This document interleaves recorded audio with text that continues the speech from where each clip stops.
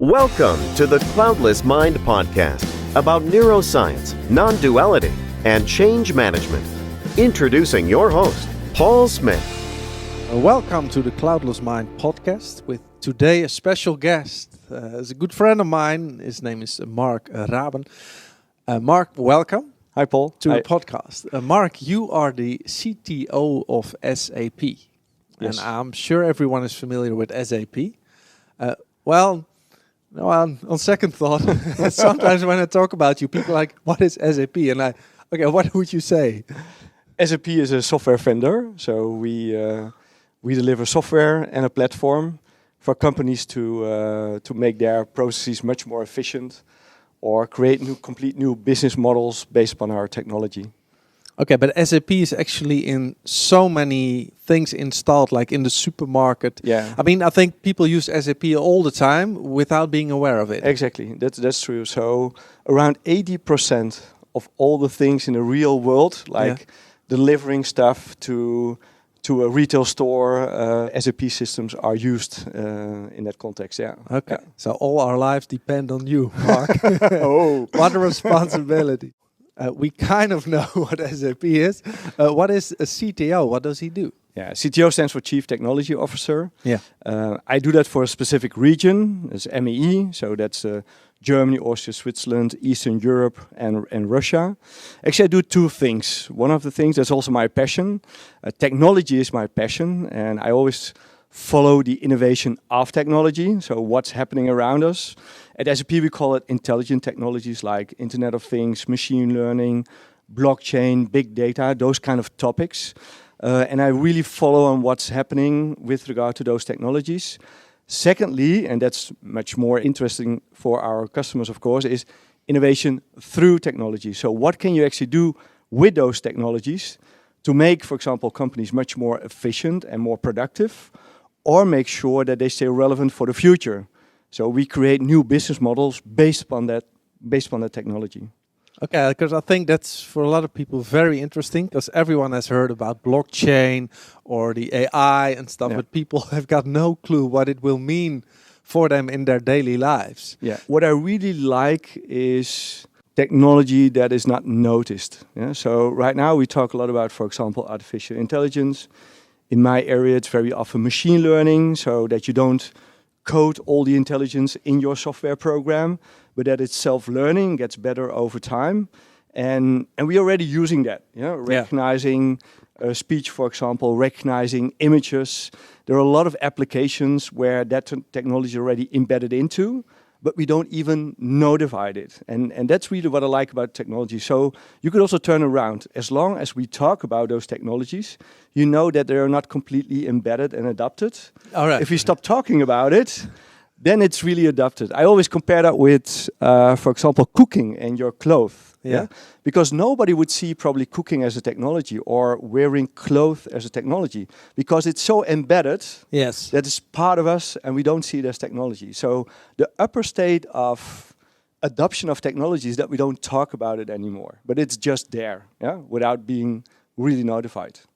And within 10 years, this technology will be so much more integrated within, I think, everything we do. Yeah, because there are a lot of scenarios. So also doom scenarios. Also doom scenarios, of course. And I think that's also part of evolution. Yeah, if you invent new things to solve current problems, you also generate new problems, or new challenges. Yeah. That's how it works. That's like mankind, that it worked that way. But for sure, especially, for example, I just talked about machine learning. I just gave you the short example. Like when I travel every week, and so every week I have a lot of expenses that I make, and I have to reimburse them at SAP. Yeah.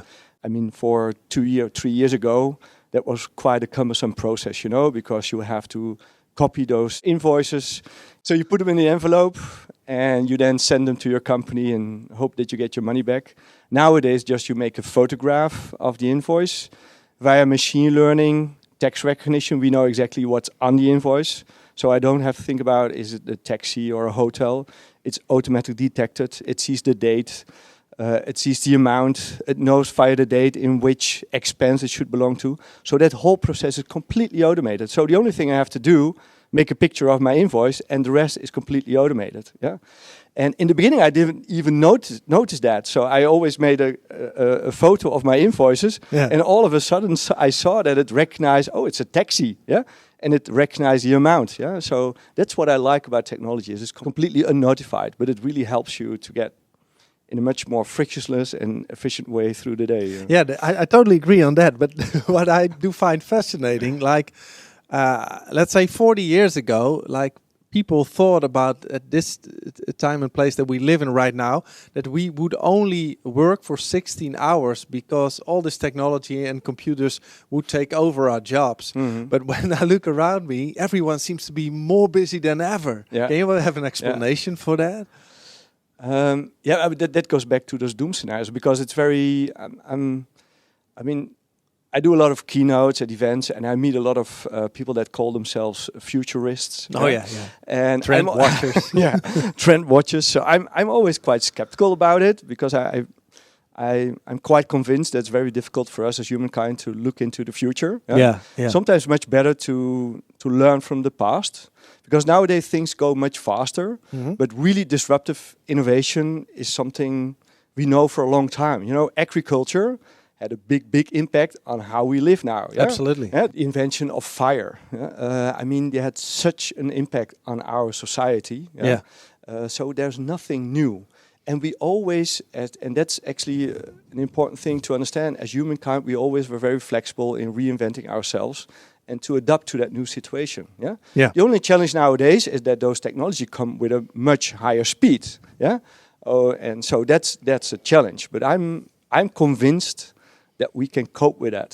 So you're quite optimistic about it. I'm optimistic. Last week you won an award, right? And can you explain, because it's about immersive experience. I think it's fascinating. Can you tell more about that? So it started actually somewhere in beginning 2017, where they gave me the assignment, Mark, could you completely reimagine how we show our solution to our customers and the whole journey around it. And that's quite an assignment. So I had no clue where to start. And normally at SAP we adopted design thinking. So there's our traditional methodology to generate new ideas and to build first prototypes. And that's the normal way how we do it. And as we also discussed, I'm skeptical on the fact that if you put people in a room and you put a gun on their heads and now I need a good idea, that's actually not going to happen. Brainstorming. Terrible. It's terrible. Like, okay, good idea. Now, you have 2 minutes. So we did that in a complete different way. So what I learned, it's important to have a diverse group of people. If you start thinking about a new way of engaging with your customers and build such an experience, if you do that with SAP people, you get the SAP look and not from outside. So we worked together with a former CEO of a big theme park in the Netherlands, Efteling. We had people from Boom Chicago, they do improvisation theater in the team. We had the Heineken experience, people who built that one. So we had people from complete different directions in our team to get really different insights than if we would try to do it ourselves. And we did we called it mobile design thinking. So in the car, when we were driving from the theme park to Boom Chicago, we collected actually all the learnings that we got from, for example, around storytelling, what the Efteling does very well, and improvisation, what Boom Chicago can do. And that brought us actually to a complete new idea. We called it the White Room. So the idea is that if we sell software, it's very abstract. And the challenge is always that how do you convey your message that the customer really understands the impact and the business value of what software can bring to them. That's difficult because it's a very abstract message. So what we do in that room is that we take the customer literally into their own environment. So we put them in their own factory. We put them in their own retail store. We put them in their own office. So they're in their own environment. And there we show them how software and technology can help them to improve productivity or create complete new business processes whatsoever. Yeah, but So, actually, yeah. the white room, I think you can compare it a bit with the Matrix. Yeah. You know, the white room scene from the Matrix, and then it's a 360 projection on the walls. Exactly, it's a video cave. Yeah. So people stand there, you project their own environment in that room Yeah. that they're familiar with, and then you show what the SAP software, how brilliant it is. Yeah. Right? Exactly. And on the big table, we have a sort of society, a city. Yeah. Yeah. So what we do is that we bring software into the real world, into a city, and by navigating through that city, so we could go to their production plant, or warehouse, office, whatsoever. So by navigating through that city, the environment around you changes. So you're literally standing in that environment, and that really helps, especially business people, to make the things that you want to convey to them very tangible and not abstract. And we took the metaphor of that city, so we also have a sort of below the city. Yeah. That's where all the plumbing is. So All right. all the technology Cool. and all the infrastructure that's literally below the city. So if we have business and IT people in that room, we literally can descend in the city and talk about all the technology impact it has to run that city in a much smarter way. Yeah. So There are two things you mentioned here that I think are really interesting if we look from a neuroscientific perspective. First of all, it's the traditional brainstorming actually never works. Exactly. What I see happening is that people try to come up with something creative, but actually what they do, they just look around in their old database to search for old ideas, and they put their old stuff back on the table, trying not to look stupid. You know? Exactly. So I think a great advice here is to look for a group that's very diverse, to have a totally out of the box view on your things. Yeah. And secondly, I think because SAP software, it is complex, you know. It's I think even for you sometimes hard to explain what it is doing. So to visualize this for your customers, I mean, this is directly going into your mammalian brain. It's like pleasure, and for the neocortex, it's becoming very clear. And then for the reptilian brain, it feels safe and it starts to trust your thing. So I think on all three layers of the brain, it's fantastic. Yeah. So the way we developed it was like that we made it tangible very fast. So of course it's a big room and a big investment, which we didn't have at the beginning. So we were just a bunch of creative people that had that idea. Yeah. So the first thing we did is that we created videos just in a sort of green screen studio, so that we convey to people like, this is how such a room would work. So we put all the effort in that, so we could take other people onto our journey to actually tell them what our idea was. Okay, so first of all, because I think this is a process most creative people have to go through. The creative people are mostly the one that are totally passionate about something. Exactly. And they can visualize it like, oh, this is what it's going to be and it's going to work. Yeah. But then you've got this whole big company with people with all kinds of opinions. How do you make sure that everyone will start to collaborate with you? Yeah, actually, this is a... Jeff Staes, it's a Belgian guy. Yeah. He's thought about this very long, and his theory is actually what I used in this project. Yeah, and it goes for. It's very interesting actually, because he distinguished different type of roles, not people, but a role that people have in a certain context. Yeah, and the first one is creators, people who are creative, who constantly have new ideas, who are always at the edge of your organization. Yes. So they talk with other partners, with other people, because that's somehow how they are programmed. They want to do that. yes. But they're not the people who are very good in bringing those ideas further. Yeah? So they have a lot of ideas, but that's what it is. Yeah. The second role that you need are pioneers. There are people that say, hey, that's a cool idea. Let's make a video to make it tangible. Yeah, So they make something out of it, yeah, and that can be everything. You could do it with Lego or whatever, yeah. We created a nice video to explain the idea to other people. So the creators and the pioneers work together to make such an idea consumable for other people. And then you have actually, and that's normally 80% of your organization, we call that the followers. Yes. Those people don't give a shit about your initial idea. They couldn't care less. They're like, this is not our routine. What are whatever, you doing? Yeah? But and that's very often what people forget. It's a very important group. Yeah. Because behind the followers, you have people that are always, we call them the settlers, who are always negative. Yes. Like, they don't want to try anything new. Stay as it is. Don't do it. Don't touch my environment. Yeah. Yeah. And those settlers, they have influence on the followers. So the followers, they can either way go with the settlers and say, immersive experience it's a very bad idea. Yeah. And we should shoot that idea right away. Yeah. And it's very simple because you ask like, do you have a business case for something you never tried out? You know. So there are a lot of ways how they can frustrate and torpedate those ideas. So what you have to do is be very careful with good ideas before you bring them to a big amount of people. Yeah. So you have a select amount of people. With them, you share the idea. An idea which is made tangible. And with that, you try to win the followers. Because if you have an idea, and for us it was the video, we with a very short amount of group of people, we built a first room as a prototype. That's another learning, like just do something. Yeah, we said, okay, if this is the idea, we don't go to a company who works out the whole plan. We just start building such a room. And we will learn from that. That's what we did as second step also with those pioneers, so beyond the video. And in that room, we use that room actually to get the followers on our side. Because the followers, they are neutral. But if they see that room and they see how cool it is, they see it as a chance. And wow, I want to be part of this movement.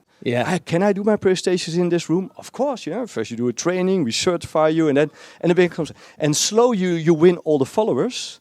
And that's important to scale those ideas because we didn't want to stick with one prototype. We want to build those rooms in all countries, and therefore you can't do that with a small group of people. You need a lot of other people. You need governance. You need structure around all the content you show in those rooms. So there you need the followers. So that's what I learned from, and what I actually adapted from Jeff Stars, is really think about how to develop such an idea from a creative idea, make it tangible, make a prototype, slowly win the big community, and then go into the scaling phase. Yeah, I think that's great advice. That's even when I write comedy, sometimes I know that some part I wrote that it's going to work out in the end, but it's not good enough yet. There are only a few people, the creative other people, that can actually look at it and find out the real meaning and potential in it. But if I would go to a follower, they would be like, "No, it's terrible. Don't do it." So it's for creative people tricky. And I think, especially in a corporate environment, people don't say that. They don't say it's a terrible idea. But they say, for example, okay, show me the business case. Yeah. Oh yeah. So it's because they're all intelligent people, They are not. So that's really something you have to deal with. Yeah. Yeah, and I think everyone plays its role because creative people normally does a startup like the pioneer. Yeah. But once it's an ongoing process, they get bored again. Because they don't like to do things 3 times in a row. Yeah. And for me, and that's also something I learned, going back to that room, just as an example, because there are more examples than that. But what we very often think is that if we scale those ideas, then we stop innovating. Yeah. But it's actually innovating on a different level. So a lot of people, for example, our room, to scale that, so to build one room, is also from a technical point of view, is a complete different thing than if you want to build 10 or 20. Yeah? Absolutely. And now the innovation is that how can we make that room so standard, that we don't need 2 months to build it, but that we can build it in 1 week. So it's still innovation, but it's innovation to scale it. And very often what we do wrong is that we then say, okay, now you can scale it, and that's the normal operational stuff. Yeah. And that's not the way how you should think. But that are the people who have to think about in an innovative way how we can scale it faster against lower cost and those kind of things. Great. Yeah. Great. All right, Mark, to wrap it up. So look for diversity if you want to be creative. Yeah. And I think another great learning point is to create a great experience for your customer rather than to give rational information. And the third one is that in such a process, it starts with the creative group, then the pioneers come in, and then slowly build something, and slowly win the followers. Yeah. Okay. Yeah. Thanks a lot. We move on to the next podcast. Okay. Thanks so far, and see you next week. Okay. Bye-bye, Paul.